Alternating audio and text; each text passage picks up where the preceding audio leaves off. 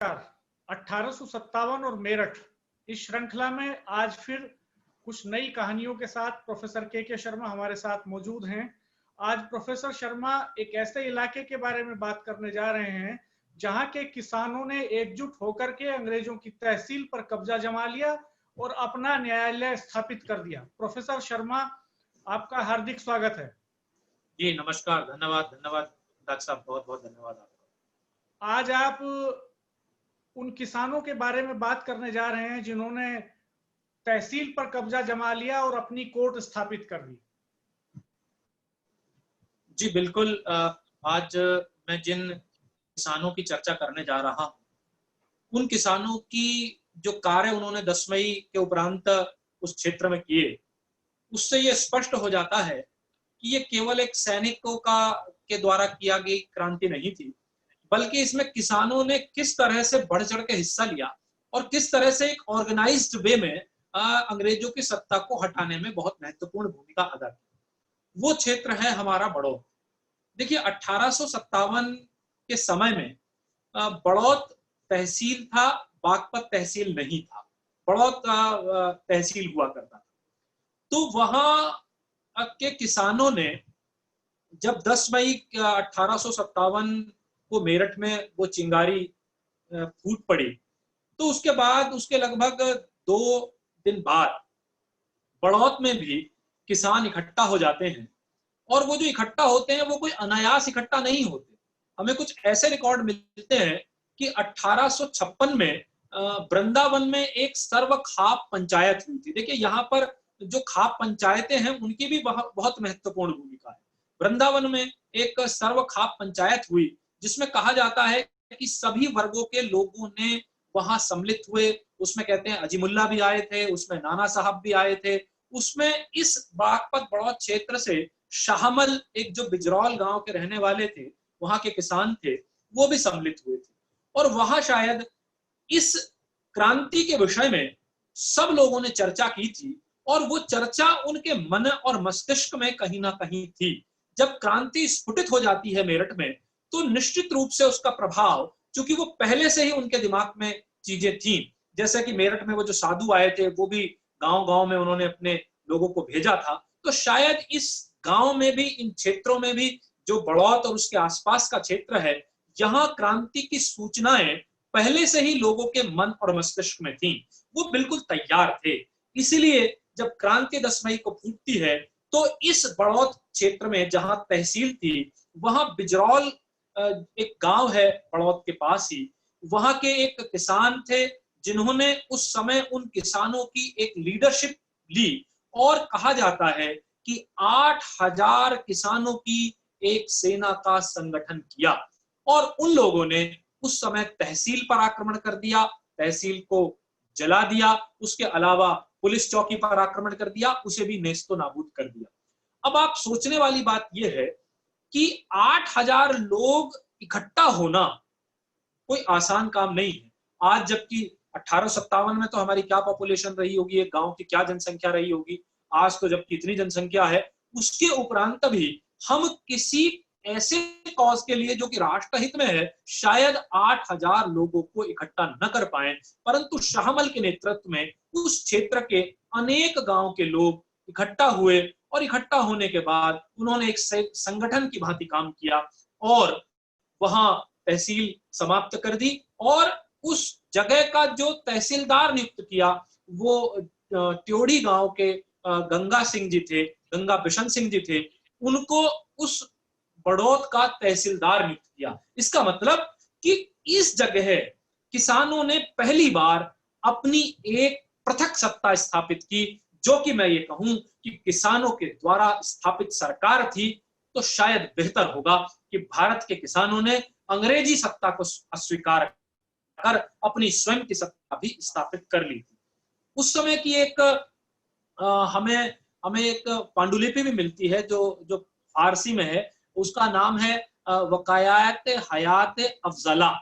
तो वो 1862 में इसी इलाके के एक व्यक्ति थे, जॉर्ज पेश, उन्होंने पेश शोर उन्होंने लिखा है, उन्होंने उस विषय में लिखा है। उन्होंने लिखा है कि शाहमल अपने साथियों के साथ इकट्ठा हो गया, उसने तहसील पर आक्रमण कर दिया। और उसके बाद आप देखिए कि ये जाकर के मिलते हैं बहादुर शाह जफर से, और बहादुर शाह जफर इनको इस इलाके का सूबेदार नियुक्त कर देता है। इसका मतलब ये किसानों का वो स्थिति थी जब किसान इस क्षेत्र में अपनी स्वतंत्र सरकार बना लेते हैं, या ये कहें कि भारतीयों की एक सरकार किसानों के माध्यम से पहली बार यहां बन करके तैयार हो जाती है, जिसके सूबेदार भी भारतीय होते हैं, जिसके तहसीलदार भी भारतीय होते हैं। और इस तरह बड़ौत में वो अपना न्यायालय भी स्थापित कर लेते हैं। बड़ौत में जो आज भी डाक बंगला है, वहां कहा जाता है कि शाहमल ने अपना एक न्यायालय स्थापित किया और उसने लोगों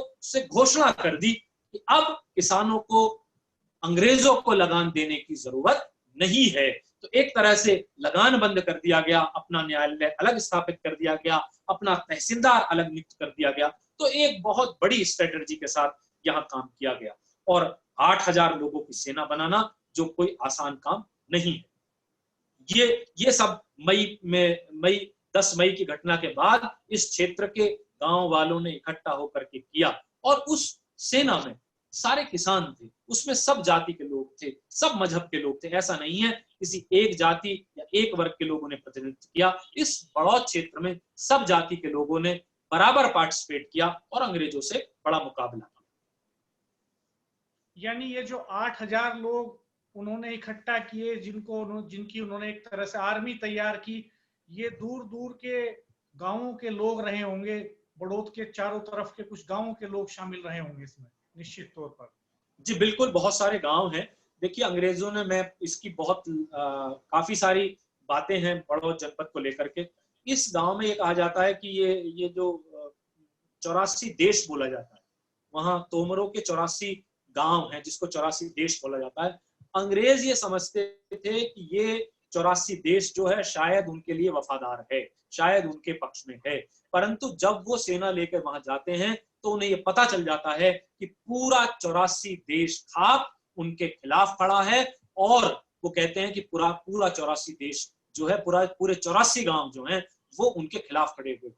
उन गांव में निश्चित रूप से 84 देश खाप तोमरों की है, परंतु उन गांव में केवल तोमर लोग नहीं है, बल्कि और जाति के लोग भी हैं। उन सब जाति के लोगों ने, आसपास बहुत सारे गुजरों के गांव भी हैं, उन्होंने भी, मुस्लिम गांव भी हैं, उन्होंने भी, उन सब गांवों ने बहुत बड़ा पार्टिसिपेशन यहाँ पर किया था।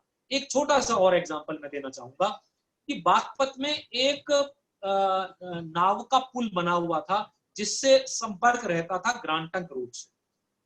तो इन किसानों ने इकट्ठा होकर के, सबसे पहले 20 जून की ये घटना है, 20 जून को उस बोट का जो पुल था उसको तोड़ दिया गया। क्यों तोड़ दिया उन्होंने? शायद इसलिए तोड़ दिया क्योंकि जो जिंद का राजा है, जो हरियाणा में है, वो अंग्रेजों का साथ दे रहा और उन्हें लगता था कि जिंद की सेना के माध्यम से शायद यहाँ से कम्युनिकेशन किया जा सकता है। और आप जानते हैं कि किसी भी देश की सेना को पराजित करने के लिए उसका कम्युनिकेशन तोड़ना पड़ता है। इसका मतलब ये किसान एक किसानों की भांति नहीं, सैनिकों की भांति सोच रहे थे, एक सेना की भांति सोच रहे थे। और इन्होंने उन अंग्रेजों के कम्युनिकेशन को तोड़ने के लिए उस नावों के पुल को तोड़ दिया 20 जून को। फिर तोड़ देते हैं। फिर 27 जून को अंग्रेजी सेना के साथ ये जो जिंद का राजा है, ये यहाँ पर ईस्टर्न जो यमुना का किनारा है वहां पहुंचता है और इस पुल को निर्माण करने की कोशिश करता है। परंतु इन लोगों का संपर्क सीधे दिल्ली के क्रांतिकारियों से होगा। दिल्ली के क्रांतिकारी आते हैं, उन सेना को वहां से भगा देते हैं और वो पुल नहीं जुड़ पाता। इसका मतलब उनका कम्युनिकेशन इन किसानों के द्वारा तोड़ा गया, जो उस समय की एक बहुत बहुत बहुत बड़ी घटना थी, बहुत महत्वपूर्ण घटना थी, जिनमें इन सारे किसानों का बहुत महत्वपूर्ण योगदान था। यानी किसानों ने आजादी की पहली लड़ाई में बड़ी भूमिका निभाई और वो एक सैनिक की तरह लड़ रहे थे। खाप पंचायतों ने भी बड़ी भूमिका निभाई। इन्हीं सारे किस्सों और कहानियों पर हमारी ये श्रृंखला जारी रहेगी। प्रोफेसर शर्मा, आपका बहुत बहुत धन्यवाद। अगली कड़ी में फिर हम कुछ ऐसी कहानियां लेकर के हाजिर होंगे। आप लगातार देखते रहिए हमारे चैनल को। अगर सब्सक्राइब नहीं किया तो सब्सक्राइब कर दीजिए और बेल आइकन जरूर दबा दीजिए ताकि आपको नोटिफिकेशन मिलता रहे और ऐसी सूचनाएं, ऐसी कहानियां मिलती रहें। बच्चों को जरूर सुनवाइएगा ये कहानियां। ये कहानियां एक बेहतर भविष्य के निर्माण के लिए बेहद खास हैं और इनको बच्चों तक ले जाना, बच्चों को बताना, सुनाना बेहद जरूरी है। इसलिए आप हमारे साथ बने रहिए। बहुत बहुत धन्यवाद। धन्यवाद।